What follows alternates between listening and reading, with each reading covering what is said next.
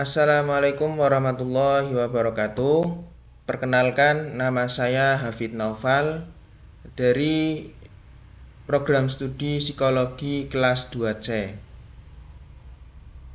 Saya akan menerangkan atau mempresentasikan mengenai perkembangan sosio-emosi pada tahap dewasa akhir, tantangan dan strategi mengatasi krisis psikososial yang terjadi pada dewasa akhir.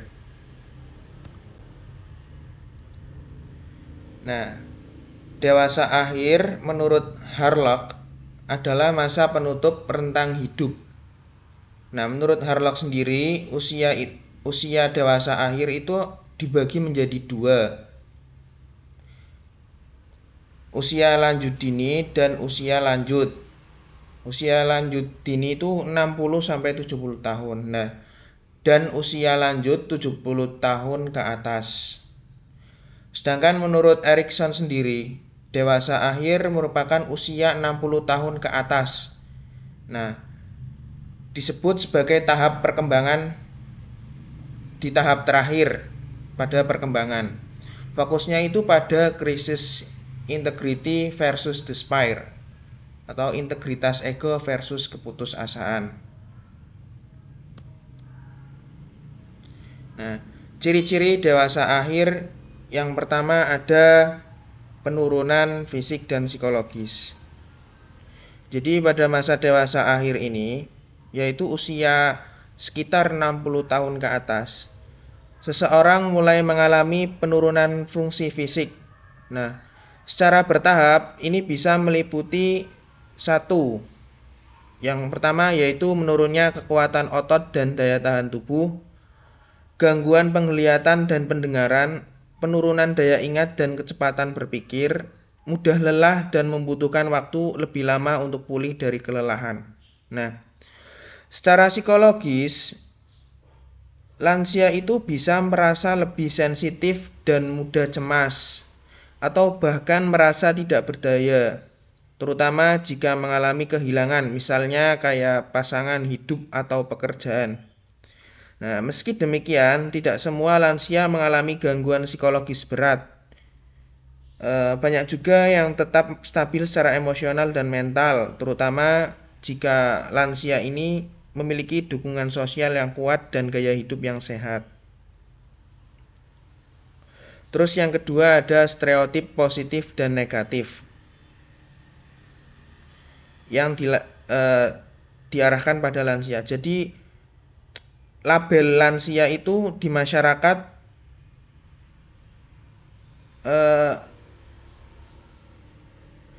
masyarakat tuh sebagian orang jadi yang kedua ada stereotip positif dan negatif terhadap lansia. Jadi di masyarakat itu terdapat pandangan yang beragam mengenai lansia. Sebagian orang tuh memandang lansia itu secara positif, seperti bijaksana karena punya banyak pengalaman dalam hidupnya. Terus sabar dan penyayang terhadap keluarga atau tokoh penting dalam keluarga atau komunitas. Namun ada juga stereotip negatif yang merugikan, seperti lansia itu dianggap sebagai beban gitu. Terus tidak mampu mengikuti perkembangan zaman, mudah lupa dan tidak produktif lagi. Nah, stereotip atau pandangan ini dapat mempengaruhi harga diri dan kepribadian lansia. Apabila mereka terus-menerus dianggap tidak berguna, bisa timbul perasaan rendah diri dan keputusasaan. Akan tetapi sebaliknya, jika mereka didukung dan dihargai, mereka bisa tetap merasa berharga dan bermanfaat.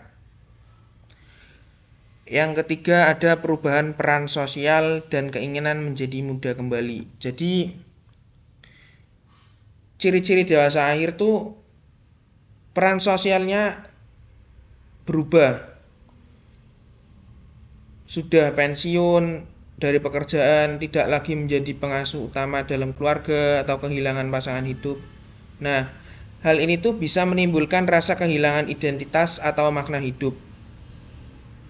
Nah, beberapa lansia tuh berusaha untuk tetap aktif secara sosial, misalnya dengan ikut kegiatan komunitas, menjadi relawan, atau membantu cucu-cucunya.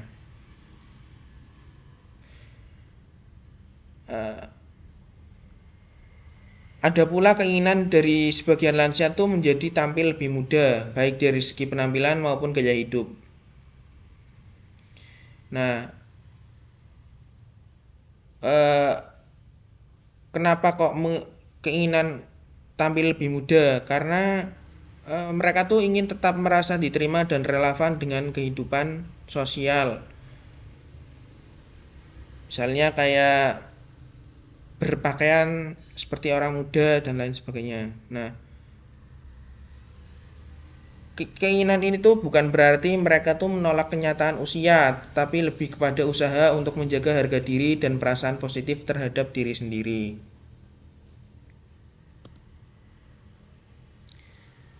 Nah, pada tahap dewasa akhir itu memiliki tugas perkembangan yang harus dilalui.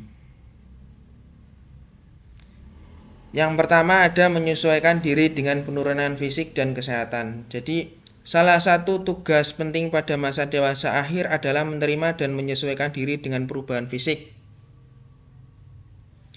yang terjadi seiring bertambahnya usia. Nah, lansia itu mengalami penurunan kekuatan otot dan fleksibilitas tubuh, terus menurunnya penglihatan dan pendengaran, resiko penyakit kronis seperti tekanan darah tinggi, diabetes atau radang sendi, dan energinya itu tidak seaktif dulu ya, seproduktif dulu pas masih muda. Nah, perubahan ini tuh tidak hanya mempengaruhi aktivitas sehari-hari, tetapi juga kesehatan mental dan emosional. Nah, sebagian lansia tuh bisa merasa sedih atau frustasi karena tidak bisa melakukan hal-hal yang dulu mudah dilakukan pada saat muda ya. Oleh karena itu, tugas perkembangan di sini adalah beradaptasi dengan perubahan tersebut secara realistis dan sehat. Misalnya kayak menjaga pola makan yang sehat, rutin memeriksa kesehatan, dan lain sebagainya. Nah, yang kedua menghadapi pensiun kehilangan pasangan. Jadi masa dewasa akhir ini juga identik dengan pensiun dari pekerjaan yang dapat menimbulkan perasaan kehilangan makna hidup karena tidak lagi punya rutinitas atau peran yang dianggap produktif. Nah, beberapa lansia tuh merasa kehilangan identitas apalagi jika pekerjaan dulunya itu menjadi bagian besar dari hidupnya. Nah, tugas perkembangan pada tahap ini adalah mencari makna baru seperti kayak menjalankan hobi, menjadi sukarelawan, mengasuh cucu-cucu atau mendampingi keluarga, mengikuti pengajian atau kegiatan komunitas. Nah, seringkali kita lihat ya, orang lansia tuh banyak mengikuti pengajian atau kegiatan komunitas. Nah, selain itu banyak lansia yang harus menghadapi kehilangan pasangan hidup karena kematian. Nah, momen ini tuh bisa sangat berat dan menyakitkan bagi lansia, bagi dewasa akhir, bagi tahap dewasa akhir nih, yang memicu kesepian dan depresi. Maka dari itu penting bagi lansia untuk menerima dukungan dari keluarga dan teman, memproses kesedihan dengan sehat atau tidak memendam atau menolak perasaan, menjalani aktivitas yang memberi penghiburan atau ketenangan hati seperti kegiatan keagamaan atau spiritual. Terus yang ketiga ada menjalin hubungan sosial baru. Nah, seiring bertambahnya usia, lingkaran sosial lansia itu bisa mengecil. Teman sebaya banyak yang sudah meninggal, anak-anak telah dewasa dan sibuk dengan keluarganya masing-masing. Oleh karena itu, tugas perkembangan penting lainnya adalah membentuk atau mempertahankan hubungan sosial yang bermakna. Jadi, tugas perkembangan yang penting di tahap ini adalah membentuk atau mempertahankan hubungan sosial yang bermakna. Nah, cara untuk menjalin hubungan baru atau menjaga hubungan yang lama itu Yang pertama, bergabung dalam kelompok pengajian, kegiatan sosial, terus aktif bersilaturahmi dengan tetangga atau saudara, dan lain sebagainya. Nah, hubungan sosial yang sehat terbukti dapat meningkatkan kesejahteraan emosional dan memperpanjang usia harapan hidup.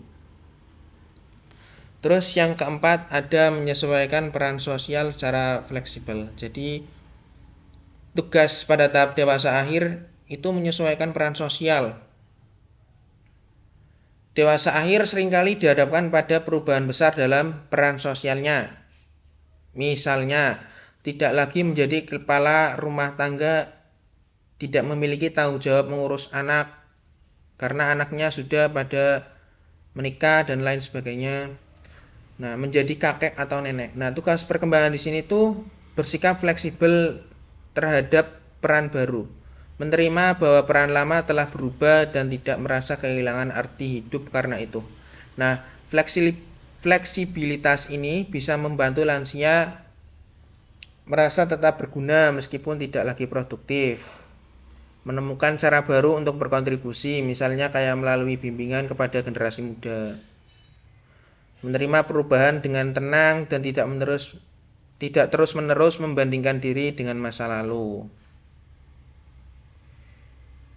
Nah, menyesuaikan peran sosial itu secara fleksibel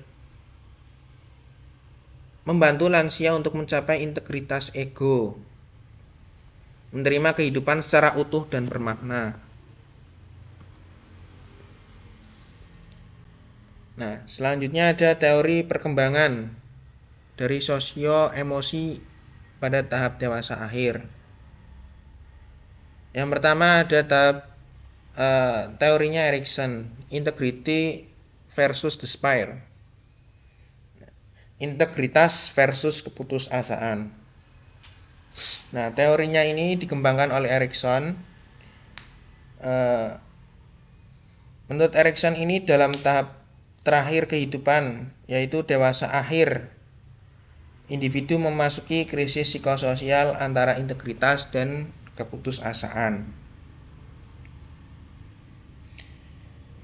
Integritas terjadi saat lansia itu mampu menerima dan merefleksikan kehidupan mereka dengan rasa syukur dan puas.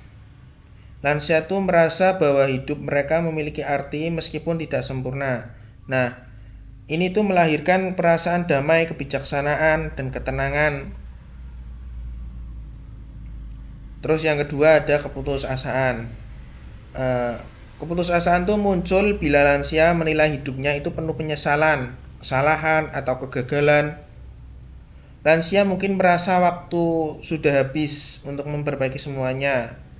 Ini menimbulkan rasa takut, sedih, dan kecemasan akan kematian. Contoh sederhananya tuh seorang kakek yang bangga telah membesarkan anak-anaknya dengan jujur dan mandiri meski hidupnya sederhana akan cenderung mencapai integritas. Sebaliknya, seseorang yang merasa gagal menjadi orang tua dan tidak memperbaiki hubungannya dengan keluarganya bisa jatuh dalam keputusasaan. Terus yang kedua ada teori aktivitas. Nah, teori ini tuh menyatakan bahwa kebahagiaan dan kepuasan hidup lansia itu sangat berkaitan dengan seberapa aktif mereka secara fisik, sosial, dan mental. Jadi, lansia yang tetap melibatkan diri dalam berbagai aktivitas seperti kegiatan sosial, olahraga ringan, pengajian, atau organisasi komunitas, itu cenderung merasa lebih berharga dan sehat secara mental. Aktivitas membantu mereka tuh mempertahankan harga diri, makna hidup, serta hubungan sosial yang sehat. Contoh sederhananya tuh kayak seorang nenek yang ikut kelompok senam lansia dan rutin mengasuh cucunya akan merasa lebih hidup dan berguna dibandingkan lansia yang hanya menghabiskan waktu di rumah tanpa aktivitas. Yang kedua ada teori selektivitas sosio-emosional. Nah, teori ini tuh dikembangkan oleh Laura Carstensen. Nah, menjelaskan bahwa seiring bertambahnya usia, lansia tuh menjadi lebih selektif dalam memilih hubungan sosial. Jadi pada tahap dewasa akhir nih, individu akan menjadi lebih selektif dalam memilih hubungan sosial. Penjelasannya tuh kayak lansia itu lebih fokus pada hubungan yang memberikan kenyamanan emosional. Terus mereka tuh mengurangi hubungan yang tidak bersifat memberikan makna emosional gitu loh. Jadi ketika hubungannya tidak memberi makna emosional pada dirinya, itu akan mengurangi, individu itu akan mengurangi hubungan sosial itu. Nah, hal ini tuh karena mereka menyadari bahwa waktu hidup terbatas, sehingga mereka memilih hubungan yang benar-benar penting bagi kesejahteraan batinnya. Contoh sederhana tuh kayak seorang kakek mungkin memilih untuk sering menghabiskan waktu bersama cucu dan anaknya daripada memperluas pergaulan baru. Karena hubungan itulah yang membuatnya merasa bahagia dan dicintai. Jadi dari teorinya Erikson menekankan refleksi hidup dan pencapaian makna. Terus dari teori aktivitas itu menekankan pentingnya tetap aktif agar merasa berharga dan sehat. Nah, teori selektivitas ini menunjukkan bahwa kualitas relasi lebih penting daripada kuantitas relasi bagi lansia. Jadi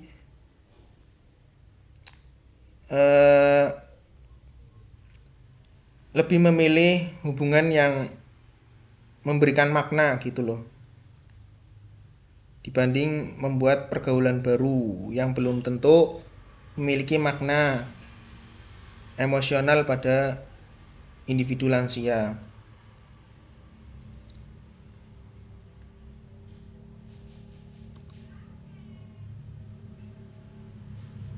Nah, krisis psikososial dan cara mengatasinya. Jadi pada masa dewasa akhir ini, banyak lansia menghadapi berbagai tantangan psikososial yang cukup berat. Nah, krisis yang sering muncul adalah perasaan tersisih dari lingkungan sosial, merasa tidak lagi dibutuhkan, hingga munculnya rasa kesepian dan depresi. Nah, ketakutan akan kematian juga menjadi salah satu masalah emosional yang cukup besar. Krisis-krisis ini tuh sebenarnya bisa diatasi dengan beberapa cara yang efektif. Pertama, penting bagi lansia itu untuk tetap aktif dan produktif. Misalnya dengan melakukan kegiatan yang mereka sukai atau berkontribusi dalam komunitas. Aktivitas ini membantu mereka merasa berguna dan meningkatkan rasa percaya diri. Yang kedua, menjaga gaya hidup sehat. Jadi menjaga gaya hidup sehat itu penting. Olahraga ringan, pola makan yang baik, dan cukup istirahat dapat membantu menjaga kesehatan fisik dan mentalnya gitu. Terus yang ketiga, dukungan sosial dari keluarga, teman, dan komunitas itu sangat berperan besar dalam membantu lansia menghadapi kesulitan emosional. Nah, dengan adanya dukungan ini tuh lansia lebih merasa dihargai dan tidak sendirian. Jadi untuk mengatasi krisis psikososial tuh, cara mengatasinya itu tetap produktif dalam peran sosial, gaya hidup yang sehat, pola makan yang teratur, dukungan sosial keluarga atau komunitas tadi ya, berperan besar dalam membantu lansia menghadapi kesulitan emosi. Nah, dengan adanya dukungan sosial ini, lansia tuh merasa lebih dihargai dan tidak sendirian. Terus yang terakhir ada mencari makna hidup dan refleksi positif. Jadi lansia itu perlu membangun makna hidup melalui refleksi positif. Misalnya dengan mengenang pengalaman hidup yang membahagiakan,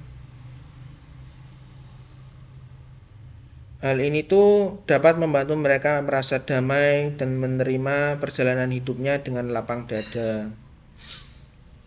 Atau berbagi kebijaksanaan kepada generasi muda, berbagi hal-hal yang positif pada generasi muda. Nah, itu bisa menjadi makna hidup dan refleksi positif pada tahap dewasa akhir atau lansia.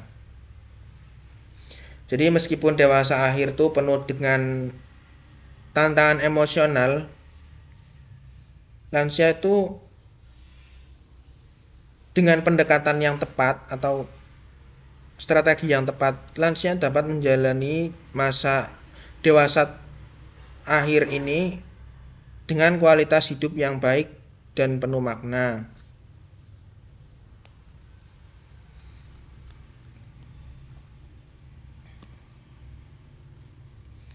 Nah, penelitian yang relevan selanjutnya. Nah, di sini tuh ada penelitian yang berjudul Dinamika Perubahan Kepribadian di Masa Dewasa Akhir.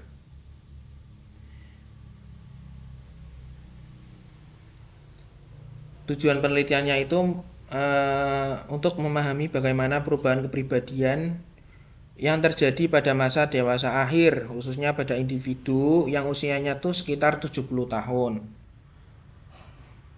Nah, metode penelitiannya itu menggunakan pendekatan deskriptif kualitatif dengan teknik pengumpulan data berupa wawancara, observasi, dan dokumentasi. Nah, yang jadi subjek penelitian adalah seorang wanita berusia 70 tahun yang mewakili masa dewasa akhir.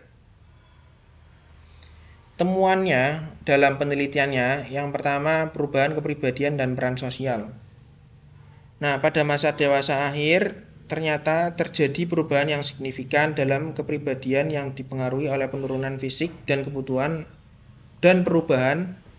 Jadi pada masa dewasa akhir terjadi perubahan signifikan dalam kepribadian yang dipengaruhi oleh penurunan fisik dan perubahan peran sosial.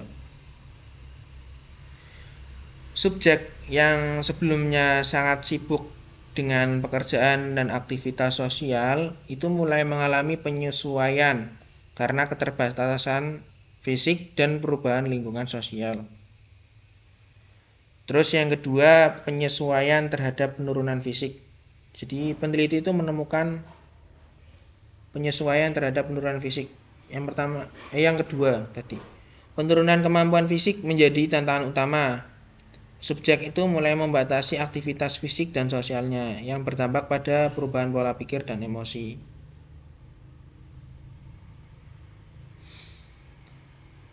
Terus yang ketiga, perubahan hubungan sosial. Jadi hubungan dengan keluarga dan lingkungan sosial itu juga berubah.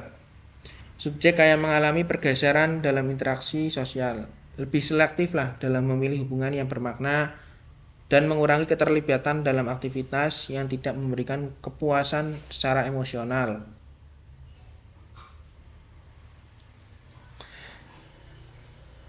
Terus yang keempat ada strategi menghadapi tantangan hidup. Subjek itu menggunakan berbagai strategi untuk mengelola stres dan konflik seperti refleksi diri, mencari dukungan keluarga, dan menyesuaikan ekspektasi hidup. Dengan ini membantu menjaga kesejahteraan psikologis dan emosionalnya. Dari hasil penelitian memberikan wawasan mendalam tentang bagaimana dinamika kepribadian pada masa dewasa akhir memengaruhi kualitas hidup dan kesejahteraan individu.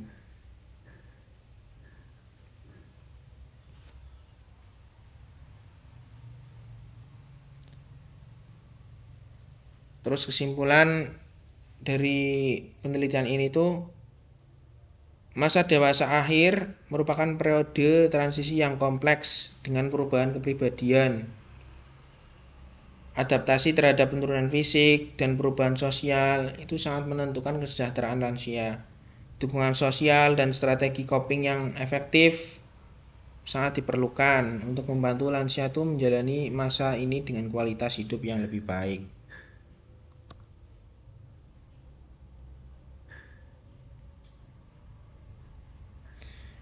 Nah, kesimpulan dari apa yang saya sampaikan, masa dewasa akhir adalah tahap terakhir dalam siklus hidup yang ditandai oleh berbagai perubahan fisik, psikologis, dan sosial. Nah, pada tahap ini tuh individu menghadapi krisis psikososial yang disebut integrity versus despair oleh Erikson. Mereka tuh merefleksikan perjalanan hidupnya. Jika merasa puas dan penerima, akan muncul integritas ego yang membawa kedamaian dan kebijaksanaan. Nah, sebaliknya jika banyak penyesalan, bisa timbul keputusasaan dan ketakutan menghadapi kematian. Perubahan peran sosial, penurunan kesehatan, dan pelabelan negatif sering menjadi tantangan yang membuat lansia itu merasa terisolasi atau tidak berguna. Akan tetapi dengan tetap aktif dan produktif, menjaga gaya hidup yang sehat, serta mendapatkan dukungan sosial dari keluarga dan komunitas, lansia itu dapat meningkatkan kualitas hidup. Dewasa akhir juga merupakan masa refleksi dan pencarian makna mengenai hidup. Lansia yang mampu menerima dirinya dan pengalaman hidupnya cenderung lebih bahagia dan siap menghadapi masa tua dengan sikap positif. Singkatnya yaitu perkembangan sosio-emosi pada dewasa akhir adalah proses penyesuaian yang kompleks. Jadi banyak yang harus disesuaikan pada tahap dewasa akhir ini. Keberhasilan menghadapi krisis sangat bergantung pada kemampuan individu untuk menerima perubahan dan dukungan sosial yang diterima. Nah, oleh karena itu, intervensi dan dukungan sosial yang tepat sangat penting untuk membantu lansia itu menjalani masa ini dengan bermakna dan memuaskan. Sekian dari saya, kurang lebihnya mohon maaf. Wassalamualaikum warahmatullahi wabarakatuh.